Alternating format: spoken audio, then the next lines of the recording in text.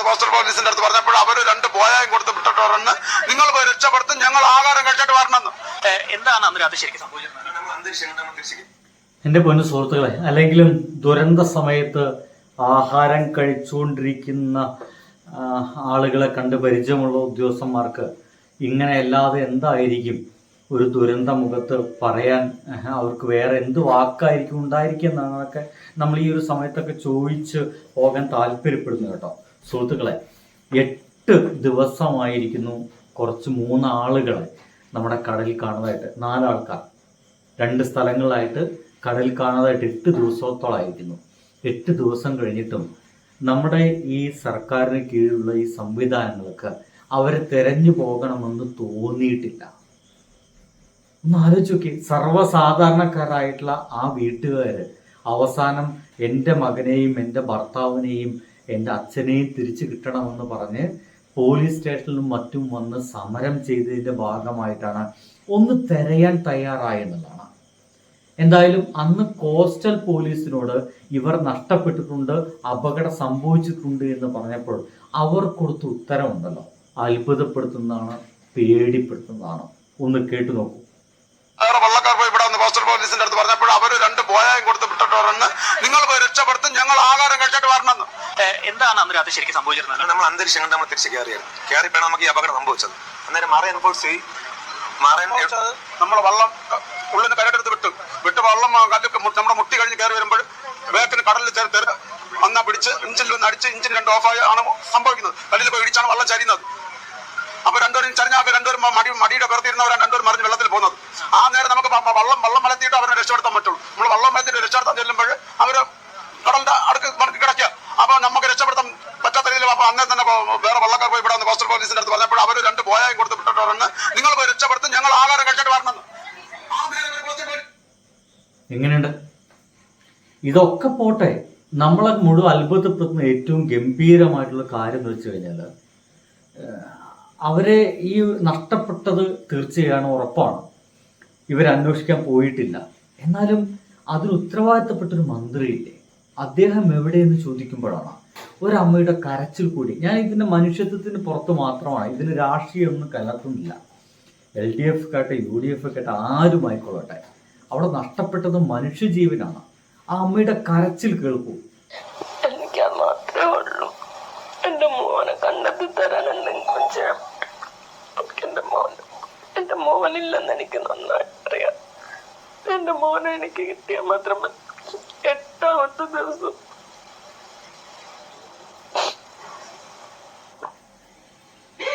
ഒരമ്മയാണ് നിരാലംബയായിട്ട്, ആരും സഹായിക്കാനില്ലാത്തൊരു നമ്മുടെ സിസ്റ്റം, നമ്മുടെ സർക്കാർ സഹായിക്കാനില്ല എന്ന് തിരിച്ചറിയേണ്ട ഭാഗമായിട്ട് ഇരുന്ന് കരയുകയാണ്. എന്തു ചെയ്യും? എന്തായാലും ഇന്ന് എനിക്ക് മാധ്യമങ്ങളോട് ഒരല്പം സ്നേഹമുണ്ടെന്ന് പറയാം. കാരണം ചില മാധ്യമങ്ങളെങ്കിലും ഉള്ളതുപോലെ പറയാൻ തയ്യാറായിട്ടുണ്ട്. ഇതൊന്ന് കേൾക്കൂ നിങ്ങൾ. ഫിഷറീസ് മന്ത്രി എന്തിനാണ് ഒളിച്ചിരിക്കുന്നത്? ഇങ്ങനെ ഒരു മന്ത്രിയെയാണോ ഫിഷറീസ് വകുപ്പ് ഏൽപ്പിക്കേണ്ടിയിരുന്നത്? ലീഗിന് എന്തെങ്കിലും ബാധ്യതയുണ്ടെങ്കിൽ അത് ഒറ്റയ്ക്ക് താങ്ങിക്കോണം. അബ്ദുൽ ഗഫീറിനെ ചുമക്കേണ്ട ബാധ്യത കടലിന്റെ മക്കൾക്ക് വേണോ, കേരളത്തിന് വേണോ? ദുരന്തമുഖത്ത് പോകാൻ കഴിയാത്തവണ്ണം ഈ മന്ത്രിക്ക് എന്താണ് ഇത്ര തിരക്ക്? തീർച്ചയായും ആ ഒരു മാധ്യമ പ്രവർത്തകൻ പറഞ്ഞതിനെ നമുക്ക് ആർക്കെങ്കിലും എതിർക്കാൻ കഴിയുമോ? ഇനി കഴിഞ്ഞിട്ടില്ല. അടുത്തൊരു ഗംഭീര ചോദ്യം കൂടി ഇദ്ദേഹം ചോദിക്കുന്നുണ്ട് ബിഗ് ടിവിയിൽ നിന്ന്. ഫിഷറീസ് മന്ത്രി പറയുന്നത് അദ്ദേഹം നിരന്തരം ഉദ്യോഗസ്ഥരോട് സംസാരിക്കുന്നുണ്ട്. ഉദ്യോഗസ്ഥർ അവിടെയുള്ള നിങ്ങളടക്കമുള്ള എല്ലാവരുമായും സംസാരിക്കുന്നുണ്ട്. അപ്പൊ അദ്ദേഹം തന്നെ നേരിട്ട് വരേണ്ടതില്ല എന്ന മട്ടിലാണ് അദ്ദേഹം പറഞ്ഞുകൊണ്ടിരിക്കുന്നത്. ഈ അബ്ദുൽ ഗഫൂർ എന്ന് പറയുന്ന ഫിഷറീസ് മന്ത്രി ചെയ്യേണ്ടത് എന്താണ്?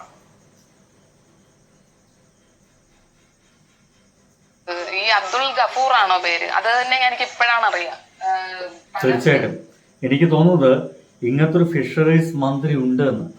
എൻ്റെ വീഡിയോ കാണുന്ന പലരും, ഞാൻ അടക്കം, അദ്ദേഹത്തിൻ്റെ പേര് ഇന്നതാണെന്ന് ഇപ്പോഴാണ് മനസ്സിലാവുന്നത്.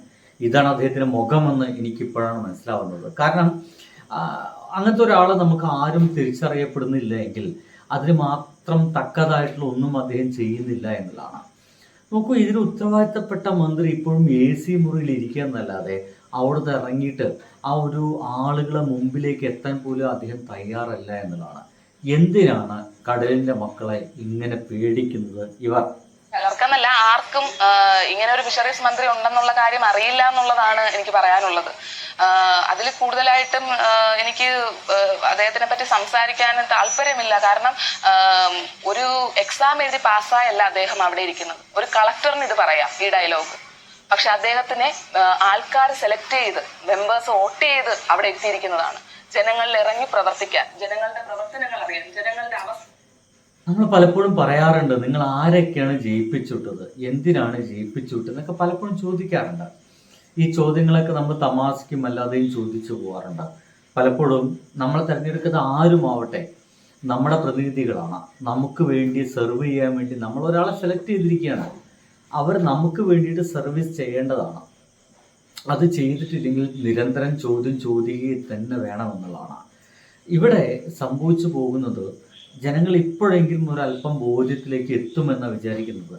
ഒരു വലിയ തെറ്റ് പറ്റിപ്പോയി. ഇപ്പോൾ പല ആൾക്കാരൊക്കെ പറയാൻ തുടങ്ങി, ഈവൻ ലീഗുകാരടക്കം പറയാൻ തുടങ്ങിയിരിക്കുന്നു, ഒരു വലിയ തെറ്റ് സംഭവിച്ചു പോയി, ഞങ്ങൾക്ക് വലിയൊരു അബദ്ധം പറ്റിപ്പോയി. മുന്നേ ഭരിച്ചിരുന്ന ഏതോ ഒരു മനുഷ്യനുണ്ടായിരുന്നു, ആ ഒരു ടീം തന്നെ ഭരിക്കുകയായിരുന്നെങ്കിൽ ഇങ്ങനൊന്നും സംഭവിക്കില്ലായിരുന്നു. അറ്റ്ലീസ്റ്റ് അപകടം നടന്ന ആ ഒരു നിമിഷം തന്നെ മനുഷ്യത്വത്തിൻ്റെ പേരിൽ, രാഷ്ട്രീയം വിട്ടേക്ക്, മനുഷ്യത്വത്തിൻ്റെ പേരിലാണല്ലോ എല്ലാവരും ഇറങ്ങേണ്ടത്. അതിൻ്റെ പേരിലെങ്കിലും ആ ഒരു അന്വേഷണം നടക്കുമായിരുന്നു എന്നാണ് ഇപ്പോൾ ആളുകളൊക്കെ പറഞ്ഞുകൊണ്ടേയിരിക്കുന്നത്. തീർച്ചയാണ്, നമുക്കതല്ലാതെ വേറെ എന്ത് ഉത്തരമാണ് അവിടെ പറയേണ്ടത്? ഇനി മുഖ്യമന്ത്രി വിളിച്ചിട്ടുണ്ടായിരുന്നു, ആശ്വസിപ്പിക്കുന്ന രീതിയിൽ നന്നായിട്ട് സംസാരിച്ചു. അതിന് അദ്ദേഹത്തിൻ്റെ ഇത്രയും തിരക്കുള്ള സമയം മാറ്റിവെച്ച് നമുക്ക് വേണ്ടിയിട്ട് അറ്റ്ലീസ്റ്റ് 8ാം ദിവസമാണെങ്കിലും നമുക്ക് വേണ്ടി സമയം കണ്ടെത്തി അദ്ദേഹം നമ്മളെ വിളിച്ച് സംസാരിച്ചതിൽ ഒരുപാട് സന്തോഷമുണ്ട്.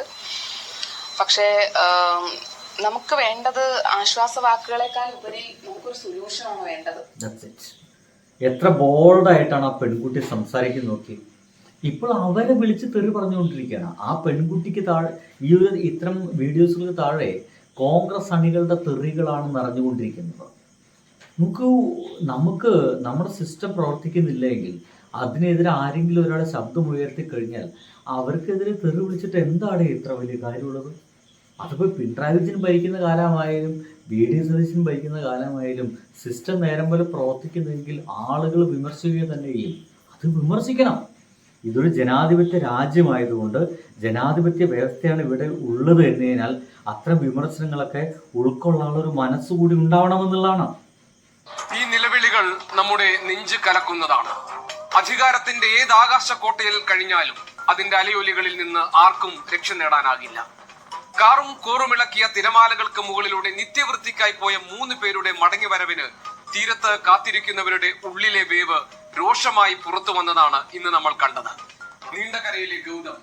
ഞാൻ വളരെ അത്ഭുതത്തോട് പറയുന്നത്, ഈ ഒരു വിഷയത്തെ സംബന്ധിച്ചിട്ട് ഒരു മാധ്യമ പ്രവർത്തകൻ പോലും വേറൊരു രീതിയിലേക്ക് വാർത്തയെ കൊണ്ടുപോകുന്നില്ല. എല്ലാവരും ആ ഒരു കടലിൻ്റെ മക്കളോടൊപ്പം തന്നെ നിൽക്കുന്നു എന്നുള്ളതാണ് എന്നെ കൂടുതൽ സന്തോഷിപ്പിച്ചു കേട്ടോ. കാരണം ആരെങ്കിലും ഒരാൾ ഇതിനെ വല്ല നെഗറ്റീവും പറഞ്ഞിട്ട് പോകുമെന്ന് വിചാരിച്ചു, പക്ഷേ ആരും അങ്ങനെ പറഞ്ഞിട്ടില്ല എന്നുള്ളതാണ്. ന്യൂസ് മലയാളം കേൾക്കും. ഇവർ മനസ്സിലാക്കേണ്ടുന്ന ഒരു കാര്യം, ഞാൻ പറയുന്നത് സർക്കാരിനെയോ മന്ത്രിമാരെയോ മുഖ്യമന്ത്രിയെ കുറിച്ചല്ല ഞാൻ പറയുന്നത്. താഴെ വന്നിട്ട് ഈ കമൻ്റൊക്കെ ചെയ്യുന്ന ആളുകൾ മനസ്സിലാക്കേണ്ടത്, രാഷ്ട്രീയ പ്രേരിതെന്ന് വെച്ചാൽ 3 മാസം മുമ്പാണ് ഇടതുപക്ഷ സർക്കാരിനെ, 10 വർഷം ഭരിച്ച ഇടതുപക്ഷ സർക്കാരിനെതിരായിട്ട് അതിരോഷം ആളുകൾ വോട്ടിലൂടെ പ്രകടിപ്പിച്ചത്. അത് 3 മാസം കൊണ്ടൊന്നും മാറിയിട്ടുണ്ടാകാൻ എന്ത് സാധ്യതയുള്ളത്? ഇവരെ വളരെ പ്രിയങ്കരമായിട്ട് സ്വീകരിച്ച ആളുകളായി ഈ ആളുകളെല്ലാം തന്നെയും. അതായത് ഈ നമ്മുടെ കടൽത്തീര മേഖലയിൽ നിന്നൊക്കെ വലിയ തോതിലാണ് ഈ UDF അനുകൂലമായിട്ട് വോട്ട് വന്നത്. നമ്മുടെ മുമ്പിൽ കണക്കുകളുണ്ട്. ഈ കടൽത്തീര മേഖലയിലെ മനുഷ്യരെല്ലാം ആലോചിക്കല്ലേ, അത്തരം ആളുകളെയാണ് അവഗണിക്കുന്ന രീതിയിൽ ഇപ്പോഴിങ്ങനെ പ്രവർത്തിച്ചു കൊണ്ടിരിക്കുന്നത് എന്നുള്ളതാണ്. കടപ്പുറത്ത് പോയാൽ എന്താ മുഖ്യമന്ത്രിക്ക് പ്രശ്നം? ആ തീരത്തേക്ക് പോയാൽ അറിയാമല്ലോ എന്ന് പറയുമ്പോൾ എന്താണ് കടൽ തീരത്തുള്ള മനുഷ്യർക്ക് എന്തെങ്കിലും പ്രത്യേകതയുണ്ടോ? ആ മനുഷ്യന് സാധാരണക്കാരെ മനുഷ്യർ അവർ വൈകാരികമായി പ്രതികരിക്കും. ഞാൻ അത്ഭുതപ്പെടുത്തുന്നത്, ഇതിനെക്കുറിച്ച് ഞാൻ ഇന്നലെ വീഡിയോ ചെയ്തതാണ്. ഇവർക്കിത് ഇപ്പോഴേ കിട്ടിയുള്ളൂ എന്നുള്ള ഞാൻ ചോദിക്കുന്നത്. കാരണം ഞാൻ ഇന്നലെ എൻ്റെ വീഡിയോസൊക്കെ പരിശോധിച്ച് നോക്കിയാൽ നിങ്ങൾക്ക് മനസ്സിലാവും മുഖ്യമന്ത്രിയുടെ ആ ഒരു ടോൺ വ്യത്യാസത്തെ കുറിച്ചിട്ട്, അദ്ദേഹം അങ്ങനെ പ്രതികരിച്ചതിനെ കുറിച്ചിട്ട്. ഞാൻ എൻ്റെതായിട്ടുള്ള പൊന്നാനി കടപ്പുറവുമായി ബന്ധപ്പെട്ട് അവിടെ താമസിക്കുന്ന, അതിൻ്റെ തീരങ്ങളിൽ താമസിക്കുന്ന ആളുകളുമായി ബന്ധപ്പെട്ട് ഞാൻ വീഡിയോ ചെയ്തായിരുന്നു. എന്തായാലും ഇപ്പോഴും എല്ലാ മാധ്യമങ്ങൾക്കും തലയിലേക്ക് ഒരു ഓളം വന്നതുപോലെ എല്ലാവരും പ്രതികരിക്കാനൊക്കെ തുടങ്ങിയിരിക്കുന്നു. നല്ല കാര്യം. ഒരു 8 ദിവസം കഴിഞ്ഞിട്ടാണെങ്കിലും നമ്മൾ സിസ്റ്റം ഒന്ന് ഉണർന്ന് പ്രവർത്തിക്കുന്നുണ്ടല്ലോ. മരണപ്പെട്ടു പോയ സാധാരണക്കാർക്ക് വേണ്ടിയിട്ട് പ്രിവിലേജ് മറന്ന് കുറച്ച് ആളുകളെങ്കിലും ഇറങ്ങുന്നുണ്ടല്ലോ. നന്ദിയുണ്ട്. ബൈ.